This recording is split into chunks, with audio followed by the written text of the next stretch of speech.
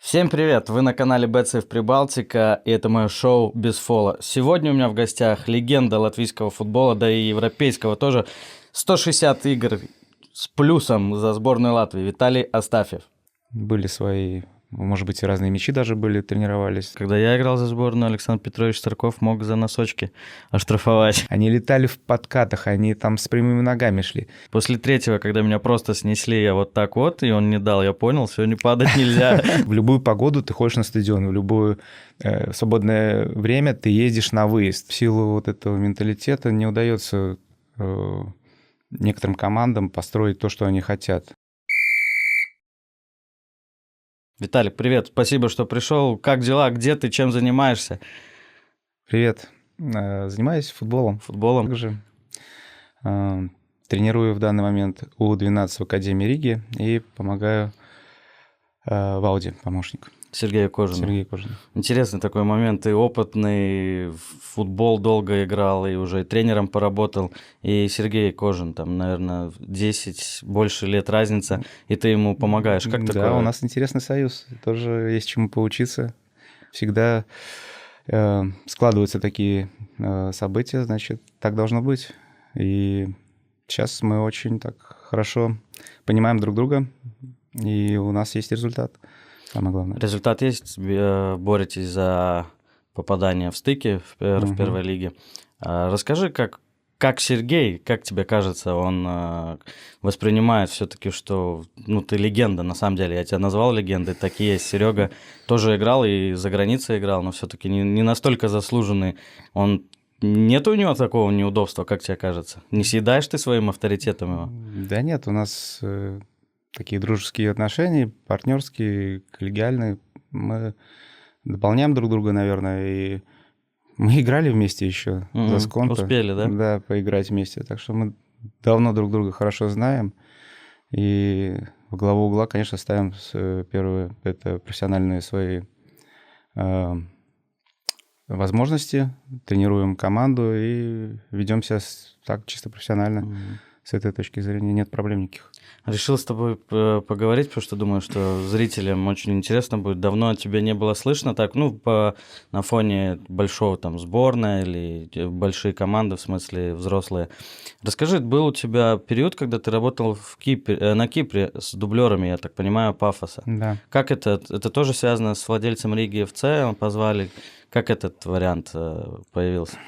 Да, там также развивают академию, как и здесь в Риге. И вот в один момент получилось так, что мне предложили занять пост У-19, это вторая команда Кипра. И я с удовольствием согласился. Для меня это неоценимый такой международный опыт. Плюс другая страна. Это первый мой такой серьезный выезд. Провел там 1,5 года. Только положительные оценки, эмоции. Интересно было попробовать себя и поучиться, опять же, и другой менталитет игроков, и с первой командой поближе познакомился. Там в какой-то момент даже был где-то в первой команде, когда была перестройка у них, и не было тренера. То есть потренировал еще и первую команду, там помогал. Денис был тогда? Ракель? Да. Слушай, расскажи, пожалуйста, главное отличие. Вот ты побыл 1,5 года, я думаю, 1,5 года – это такой довольно длительный срок. Сравнить Кипр и Латвию как в плане футбола, организации, там, юношеской системы какой-то. Там есть такие же сложности, как у нас с организацией. Но чисто менталитет, конечно, у них такой расслабленный. Они море, солнце. Ух ты, елки-палки. И приходится настраивать и футболистов, там и стафф на такую работу серьезную, где нету времени там для релакса или где-то они любят это все на потом оставлять, не очень пунктуально ведут себя иногда, но в принципе, когда настроишь на эту волну, все-таки Кипр футбольная страна. Футбольная страна, вот у меня вопрос был. Футбольная страна. Любят футбол очень и без ума фанатеют. Тогда все складывается хорошо. Самому как тяжело работать себя на этот профессиональный лад? Все-таки рядом море, наверное, все время жара. Я столько в футболе и всегда во главу угла ставил результат и профессиональные отношения, опять же. Поэтому, если, конечно, ничего не делать или делать в последний момент, ты ничего не достигнешь. Так как я уже прошел как футболист с большим опытом, и тренер тоже уже достаточное количество времени, поэтому все гармонично у меня складывается. Про Кипр еще один вопрос. Если мы говорим, что сейчас Верслига, чемпионат Латвии прогрессирует, есть президенты амбициозные, деньги, как на Кипре с этим обстоят дела? Там, насколько там финансы, если сравнивать, опять же, с той же Латвией? Опять же, в силу вот этого менталитета не удается некоторым командам построить то, что они хотят. Да даже мы видим результаты Пафоса. Очень много туда вкладывается, и... Не первый год. Да, уже. И хотят добиться результата, но что-то не сходится, и там надо глубже смотреть на эти вещи, и анализировать. Не все касается денег, и звезды не все решают. То есть, опять же, нужен хороший тренерский штаб и команда, чтобы сложилось, чтобы дополняло друг друга. Вот в Риге в этот период очень хорошо все складывается, и даже несмотря, что есть какие-то там нюансы, все равно чувствуется, что есть команда, есть коллектив, и могут достичь результатов, что они и делают. Ну, это, наверное, от руководства зависит. Те же, вот кто стоят, директора. Да, менеджмент. Да. Поговорим чуть-чуть о таком подальше начала 90-х. Мне все время интересно было, что случилось, распад Советского Союза, и вот появилась через год-два, к сожалению, команда, которой больше нету, Сконта, которая там на протяжении, наверное, сколько получается, 20 лет, да, там... 15 точно, 15, да, был. Без вариантов, да. Вот первые годы, как ты вспоминаешь, как это все? Это же было не так просто. Мы говорим, на Кипре не получается построить, а тогда же разруха, можно сказать, так и было, как по рассказам. Что здесь, какие воспоминания? Сразу на ум приходят это люди, которые фанатики футбола. Это Индриксон, который создал команду как президент, и первый тренер Заходин, который тоже объединил ребят, студенческая сборная по футболу. Потом пришел Старков, который просто сделал гегемон на долгие годы, плюс костяк сборной. Сконта — это флагман футбола латвийского. Был. Балтийского, можно сказать. Балтийского, да. Потому что и во всех играх мы доминировали и с литовцами, и с эстонцами тем более. Хотя было все непросто. На том становлении литовский футбол все-таки он в высшей лиге играл, и были футболисты хорошие. Но, То есть традиции на тот момент у Литвы были в футболе чуть посильнее, да? Сильнее были, намного. Но вот создался такой коллектив, команда, который и в сборной тоже костяк, и выигрывали литовцев тех же. Вот расскажи, откуда собралась эта команда? Ты говоришь, сборная студентов. Еще что было вторая? Или с разных команд полностью? Вот ты этого не помнишь? Приоритет был... Я играл в Пардаугаве у Гиллиса, но уже когда они... Первый раз стали чемпионом, она еще называлась «Форум Сконта». Это 91-й год. Да. Уже в то время набирали таких перспективных молодых игроков, набирали лучших игроков, приглашали... Можешь фамилии вспомнить какие? Кто там из того, кого мы можем знать? Страдынч, да. Калинко. Горячилов. Калинко еще молодой? Далеко. Молодой. Да. Горячилов. Трофимов, Шкетов, Звирбульс еще играл, Гнедой был. Судья, который, да, был? Да. Такие были интересные личности. И все с Риги, никто там с районов не брали? На тот момент, наверное, еще не было таких условий. Были рижские в основном ребята. А потом уже, да, приглашали и с Даугавпилса, Дементьев. Юрий? Да. Ой, я даже знаю. Да. Ага. Интересно. А как, может, ты слышал или знаешь, откуда у Гунтеса Эндриксена эта идея родилась и любовь вообще к футболу? До этого Ну, тоже? насколько я знаю историю, с ним работал Симутенков такой, Симоненко. Да, Симоненко, да. Симоненко. Такой неплохой игрок, бывший. Мгм. Мы тоже партнер его по бизнесу, который вот так и заразил его этой идеей создать команду. Потом Эндриксон, наверное, взял на себя все. Мгм. Но уже они были как партнеры, но в конечном итоге он очень долгое время уделял вниманию футболу вообще, стал президентом Мгм. Латвии, президентом футбольной Федерация. федерации. И на тот момент, в принципе, вот это был такой прорыв в футбольном плане, потому что большое внимание, большие усилия, большие средства вкладывались, и была колоссальная отдача. А как ты помнишь, вот были такие противники в тот момент, или вы просто всех уничтожали? Были какие-то принципиальные, там, Лепо, я не знаю. Лепая Лепо, была, да? да, я помню, это были принципиальные игры. Ну, и был Олимп такой, команда рижская, Рижская? да, которые там играли и Михалап в то время, и Педалс, и Римкус, которые в конечном итоге оказались в Сконто. Было с Дерби. кем соревноваться. Первое такое дерби, да? Да, Раф еще на тот момент был. В 92-м мы Мгм. играли золотой матч с И ними. это Елгова, да. Да.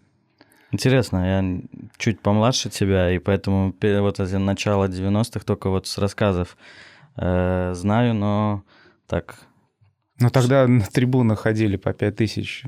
да? Да, на простой чемпионат. Ну, может быть, я преувеличу чуть-чуть, но 3000 ходил, это точно. Еще СКА был стадион, полный Да, стадион. да.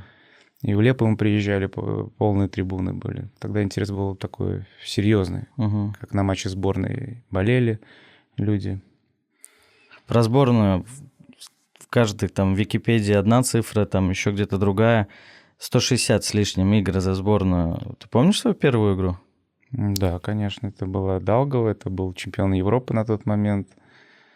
Они приехали к нам, датчане, Датчане. да. Тогда они еще, так, как говорят, чудом попали Да, в да. финальную пульку и выиграли ее.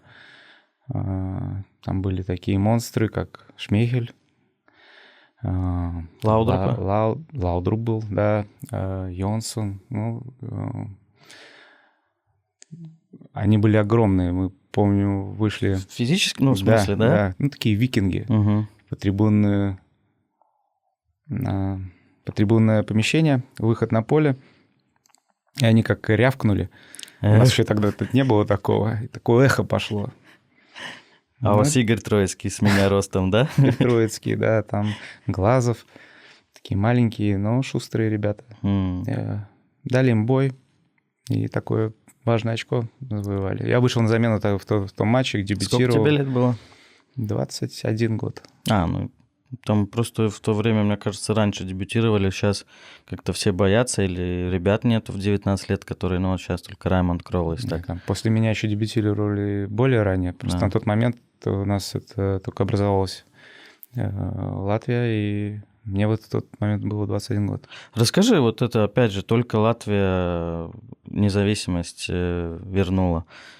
Там же с деньгами проблемы, форма, вот такие вот бытовые. Как все происходило? Сейчас это все красиво, контракт с Адидасом, а в то время, ты помнишь, что это вообще, в чем играли? Да, я помню, что мы ходили, Хуммелск был, там было... Это датская, да? Это? Да.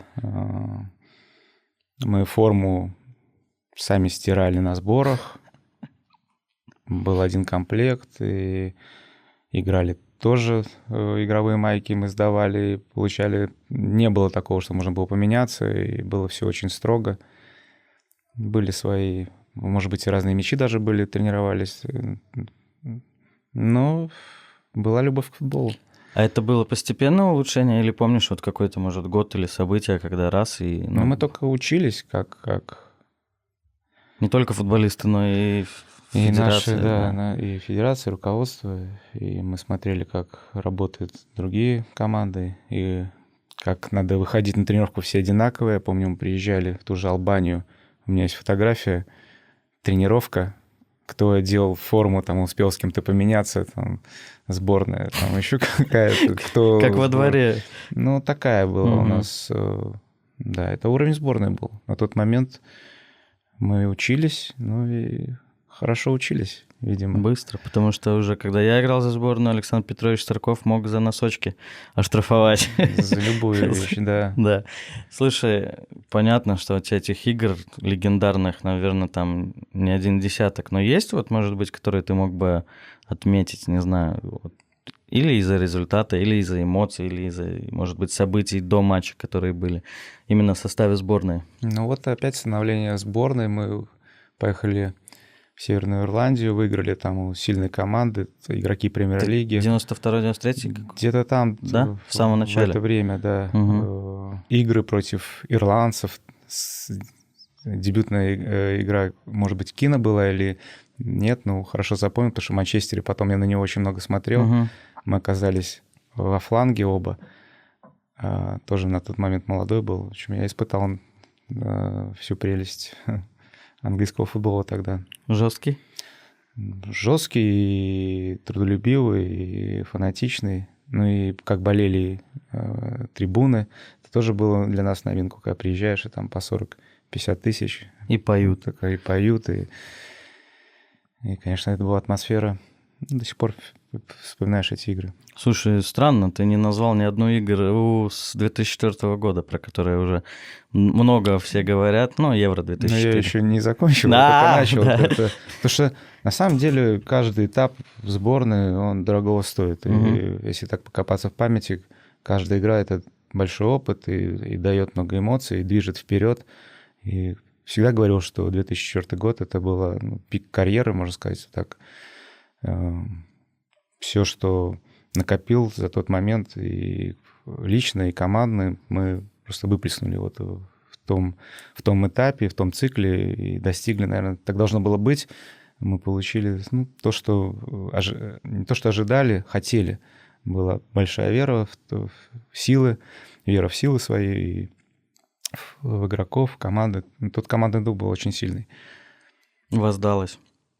Ты сказал про те матчи, которые вспоминаешь с радостью, а я помню до сих пор одну игру, которую наверняка ты не с радостью. Последнюю твою игру в сборной. Ты, наверное, помнишь, почему я это помню хорошо? Я помню, что ты не забил пенальти, что мы проиграли ее на последних минутах. Конечно, я хотел другого завершения, но я уже знал, что это будет последняя моя игра. Я говорил со Старковым в тот момент и уже чувствовал, что пришло время. Очень долго я заканчивал вот эти международные игры, но уже в тот год все так сложилось. Мы стали чемпионами. С Конте я вернулся, мы стали чемпионами 2010 год, и уже я понял, что надо заканчивать на хорошей волне. Мы поехали в Китай. Хорошая поездка была, и хороший матч был. Но мне стыдно до сих пор. Но не то, что я с сожалением вспоминаю результат, и так сложилось. Это футбол, мы все знаем, что не может быть запрограммировано. Ты получил там свой опыт, это твоя история.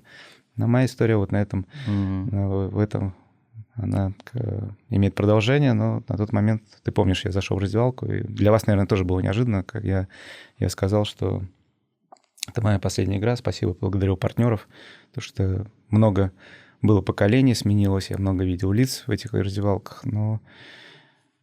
Карьера... Ты сказал, дебютная игра 92 год, да? Получается, в сборной 18 лет. И таких, по крайней мере, я не помню таких тяжелых травм, чтобы ты там пропускал. Да, поэтому и было такое долголетие сумасшедшее. Играл до 39 лет, и не было никакой серьезной такой травмы, я имею в виду, чтобы операция была или какие-то суставы вылетали. У тебя ни одной операции за всю карьеру? Ни одной операции. Единственное, я поломал... палец плюсневый, пятый в один момент.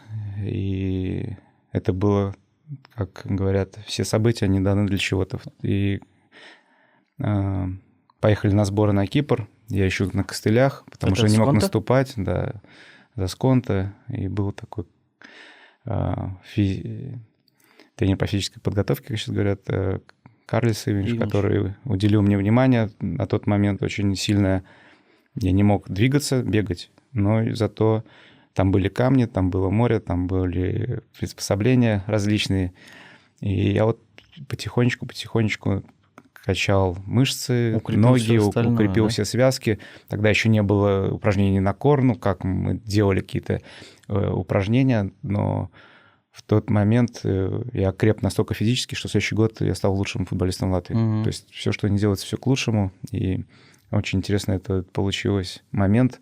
Я получил вот такую единственную свою такую травму, которая выбыл на 4 месяца, наверное, и не мог заниматься футболом с мячом, но зато я Подтянул. подтянул, что дало Слушай, мне. у меня вопрос. Я играл с тобой не так много, только там в сборной Венспилсе полгода, наверное, ты был, да? Да. Но я видел, как ты относишься к тренировкам, как ты, ну, насколько это профессионально. Откуда, ну ладно, это уже 2009 год, уже карьера, уже почти тебе лет 35, наверное, К тогда. завершению. Да, ты уже знаешь. А вот в начале так же ты все делал? И кто это приучил? Откуда это пошло? Или это просто воспитание и родители? Просто я настолько даже в тот момент, уже тоже мне там лет 25, я не знаю, наверное, 24, массаж, там, ну, допустим, первый раз видел, чтобы в бутсы гетры свои, ноги в белом этим порошком, чтобы не скользили. Я до такого, ну, честно, и столько всяких мелочей, щитки с голеностопами, чтобы, ну, вот откуда? Ну, реально, конечно, я не мог сам взять и придумать это. Да. Все это смотрелось. Я был во многих командах, да, я играл и в Англии, и в Австрии, в России. Я видел, как готовятся другие игроки. Я видел сборные, да, приезжали. Как-то вот с опытом накапливался и подбирал вот именно те вещи, которые для меня, потому что каждый индивидуально подходит и к себе, и чувствовал, что мне надо. И вот это вот все отношение до сих пор я пытаюсь передать и передаю вот молодому поколению, и всегда подчеркиваю, что мелочей нету в футболе. Ни с какой стороны. Где-то не выспался, где-то не то съел, куда-то пошел, что-то нарушил. И с опытом все приходит. Поэтому такие вещи, они просто, ну, как опыт. Это понятно, что с опытом, но вот Виталик Астафьев, которому 20 лет, он профессионал? Нет, я был такой же подросток, Да? и пришел с дворового футбола, где мы там с утра до вечера гоняли. И, конечно, у меня были и проблемы с дисциплиной, как Гильс говорил, ты все время смеешься, когда ты будешь серьезный. Ну, Ты про тебя так говорили? Да. Мы там были шалопаи в то время.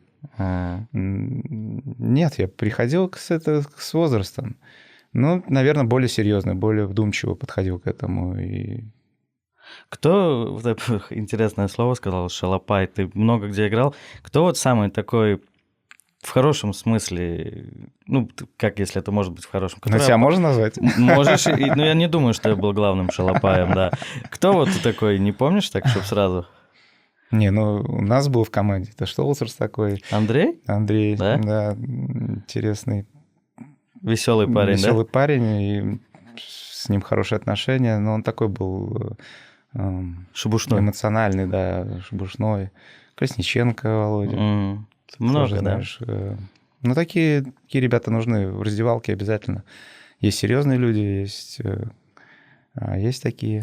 Да. Про твою зарубежную карьеру не могу не спросить, Виталик. Я читал много раз, что у тебя карьера закончилась в Рубине из-за интервью Спортавиза. Ну, там можно сказать, что закончилось интервью, можно назвать другие темы, но, наверное, повлияло это все-таки история на тот момент. Но на самом деле у меня закончился контракт, и там Просто было не продлили. омоложение команды. Если ты знаешь, я перешел в 33 года в Рубин, то есть это достаточно уже такой ветеранский возраст, где заканчивают ребята.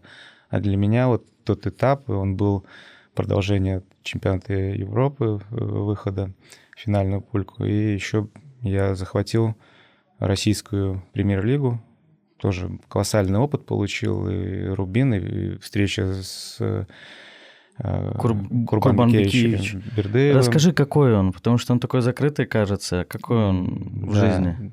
Он такой и был. Да? Потом он уже стал давать интервью и рассказывать о себе больше. На тот момент он был действительно закрытый и такой... Не повышал голос. Если повысит, значит, что-то проблема. Случилось, да, и взглядом мог вообще на игрока посмотреть, и уже становится понятно, что что-то не то.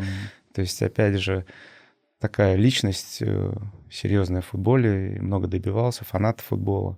И многое тоже почерпнул для тренерской работы, наверное, от него. Тактический, да, он был-то очень... Да, тактик и теоретик. Ну, интересно, да. Мне кажется, это когда ты в Рубине был, это только вот такой был первые годы, когда Рубин за что-то боролся, или я ошибаюсь? Они до меня стали третьими. Они вышли в премьер-лигу и на следующий год сделали вот этот прорыв. Да. Когда я к ним попал, они были где-то на 10-м месте. В следующий год мы выступили 5-ми. То есть мы поднялись очень хорошо и играли достойно. И вот с того момента уже началась такая перестройка, где они уже через 3 года, по-моему, стали чемпионами. Какой опыт в России, вот если там это большая страна, премьер-лига, что самое интересное оттуда? Или все интересно, когда против «Спартака», «Зенита» и других команд играешь? Опять же, там, Слуцкий говорил, что мы не футбольная страна, футбольная. Люди любят футбол. Конечно, не до такой степени, как в Англии, где там, ты был и тоже. Топ-страны, где... Ну, все равно чувствуется интерес, и особенно вот Рубин, казанские болельщики с удовольствием ходят на футбол и сейчас не ходят, команду. Виталик, извини, перебью тебя. Так сейчас там большой новый стадион построили, 3-4 тысячи ходят, как-то Акбарс забирает все. Есть, наверное, и свои проблемы, не знаю, но чувствуется все равно и поддержка города, и у них много команд, у них волейбол, футбол, баскетбол, Уникс был, да. Да. Там спортивный регион, да? Спортивный регион, и требует внимания всех зрителей, наверное. Но все равно с удовольствием вспоминаю это время, и вот команды, против которых довелось поиграть практически против всех таких игроков великих, заслуженных. Петрович в тот момент «Спартак» возглавляет? Да, был «Спартак», был тот матч, и там же я столкнулся вот с таким предвзятым судейством, скажем так, и «Спартак» помогали на тот момент, и остальные игры были такие, странные, скажем так. Но эта тема... Другой передачи, да? Ну, не то, что передачи, этих тем мы, наверное, не будем касаться. Слушай, вот про Англию уже сказал, что там, религия, понятно. Это ты уехал в Championship, правильно? Или League One? Это было League Two. League Two да, даже. Это было третье по силе. Тоже уже там не мальчик ты был. 30 лет мне было. 30 лет было. Да. Расскажи вот тот момент, все-таки это так. Я понимаю, что это очень хороший уровень, но для игрока сборной League Two, почему такой выбор пал? Не так просто было уехать вообще. И у меня было предложение от League One Millwall или League Two Bristol Rovers. На тот момент они были лидерами, они должны были перейти как с первого места на повышение. Ну и меня привез туда Гарри Джонсон, тренер сборной Латвии. Та плеяда оказалась... Благодаря ему. Да, благодаря ему. И так сложилось, что я приехал в Миллволл на просмотр, потом Бристоль Роверс переманил меня, можно сказать, и по совету Гарри Джонсона я выбрал Бристоль Роверс, да, потому что я доверился ему как человеку, который знает английский футбол, где я могу раскрыться больше. И, к сожалению, мы не вышли, не попали в лигу повыше. Хотя, конечно, была мечта сыграть в премьер-лиге. Только через кубковые игры я сыграл, почувствовал, что это такое. Хорошие были игры. Сандерленд и Эвертон, помню. Но вот тот этап я провел в Бристоле. Прекрасный город и тоже такой футбольный, старинный. Дерби, участвовал в дерби? Бристоль-Сити. Да, Да, мы играли.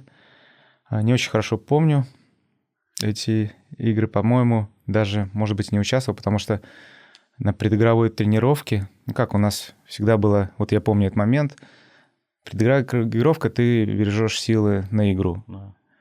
Это у нас так принято. Да, у них же предыгровая тренировка, она была в жуткую погоду, была грязь, дождь.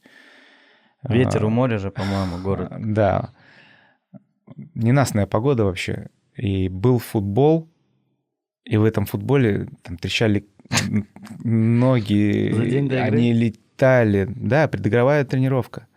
Они летали в подкатах, они там с прямыми ногами шли. Конечно, я имею в виду, что завтра игра, и после игры ко мне подошел тренер и сказал: ты знаешь, там будет вот такая игра, как сегодня. Если ты там не падаешь и не стелишься, и бережешь себя, ну что я мог объяснить? Что завтра игра, я завтра все это покажу. Ты не готов к игре. Я помню, да, я остался на замене. Ничего не себе. Участвовал, да, вот такая вот история. И такая игра со стороны, помнишь ее? Такая и была? Да, там они очень серьезное противостояние, вплоть до того, что там болельщики дрались после игр. Ну, у них давнее это соперничество идет, и да. Который клуб считается в Англии больше? Роверс или Сити? Да, он по структуре и по выше. Но он играет выше все время, он выше стоит Роверса. Интересно. Правда в Англии в этих вот чуть ниже премьер-лиги такой футбол, как ты сейчас говорил? Или все-таки сейчас уже идет тоже все низом? Такое... Но все-таки мастерства там меньше, поэтому футбол упрощают, довольно примитивный. И, как сказать, добрый старый английский футбол — это навесы, подачи. Так и было, да? Да, в принципе, такой футбол, он и, наверное, имеет свое место быть. Но, опять же, мы сравниваем класс футболистов, и те комбинации или те там умные передачи, они ценятся всегда, но не каждый может исполнить это. Ты в таком футболе себя комфортно чувствовал в Англии?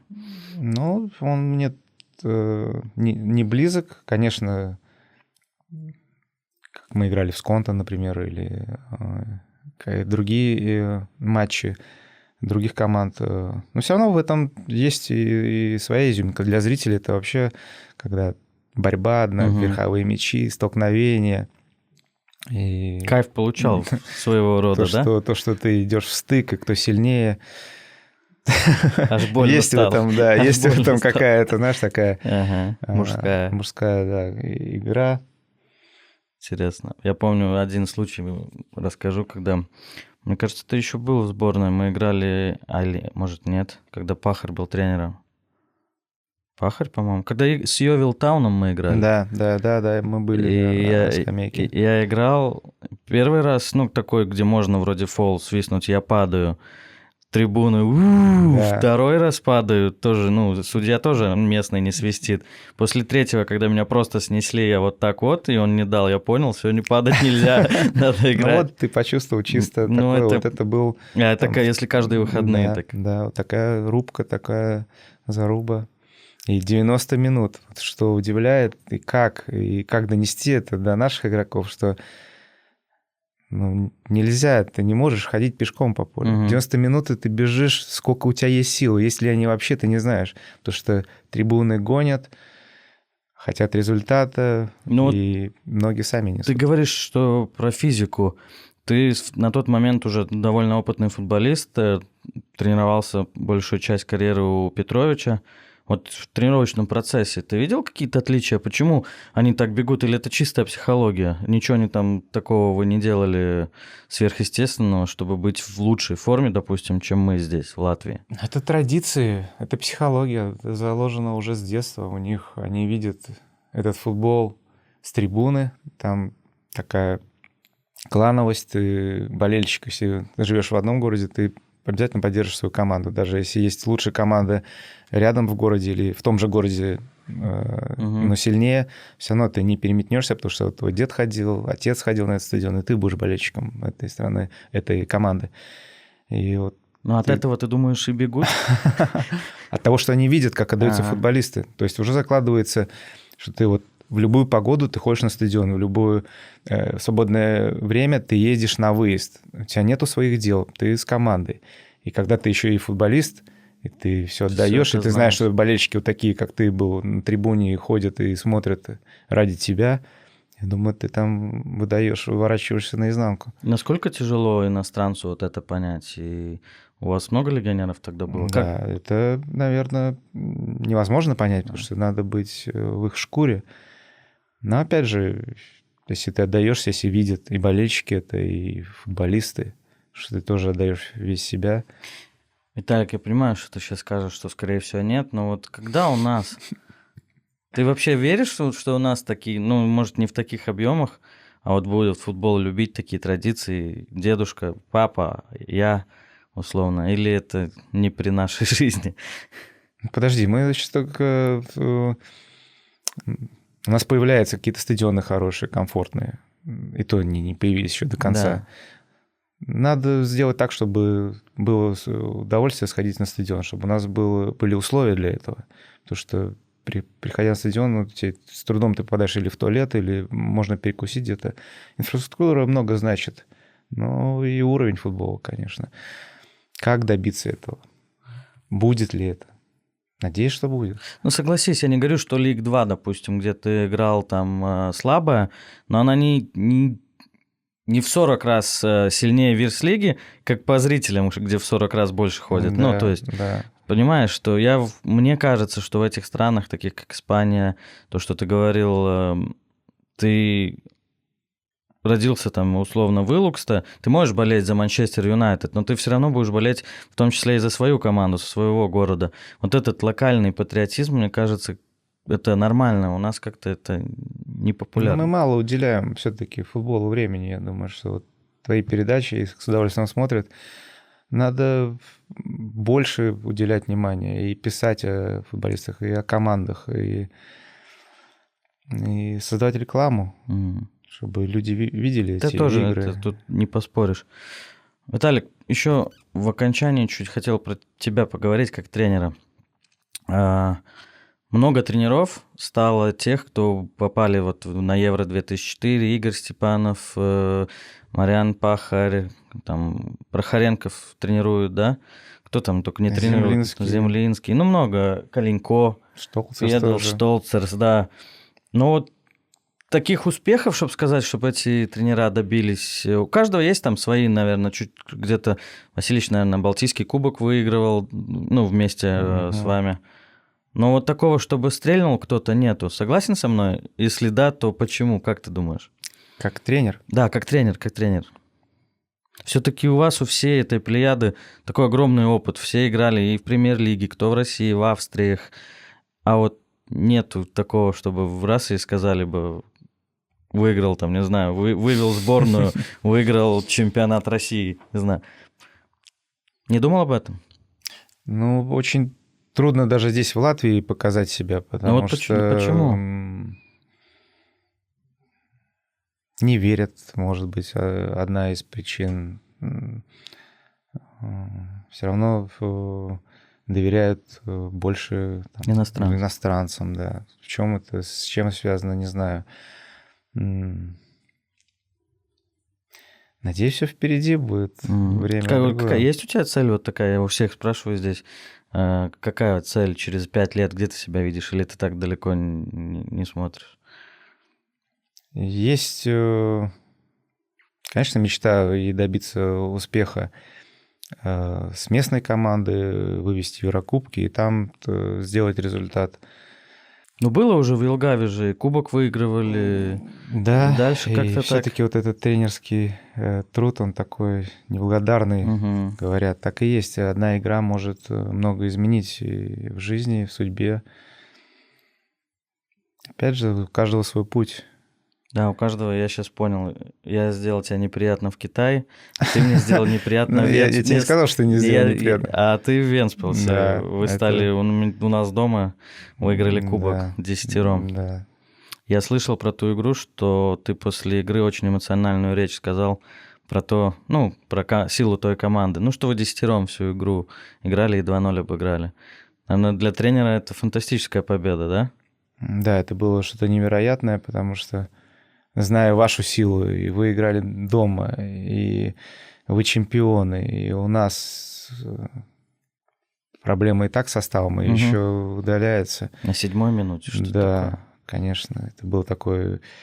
Я помню свою предыгровую установку и сказал, что, ребята, в финал доходят две команды, а об одной забывается, а вторая, вы на всю жизнь внесете свои Мгм. имена в это. Поэтому, имея такие трудности, сплотились и играли еще лучше, и не дали вам, по большому счету, там больших никаких перспектив, и забили еще 2 гола. Ну, за это мы и любим футбол, Конечно, за конечно. эти эмоции мы и отдаем много времени, и тратим усилия, чтобы... Это у тебя такое, как тренера, самая такая значимая победа? Да, в моей истории это сложилось Ну, да так, еще что- только все начинается. Ну, Если я ты надеюсь. играл очень Всё. долго, тренировать будешь еще дольше. Спасибо, что пришел. И ждем новостей от Виталия Астафьева, что возглавил Бристоль Сити, например. Спасибо за пожелания. Подписывайтесь на канал. Меня зовут Юрий Жигаев. И увидимся в следующий раз. Пока.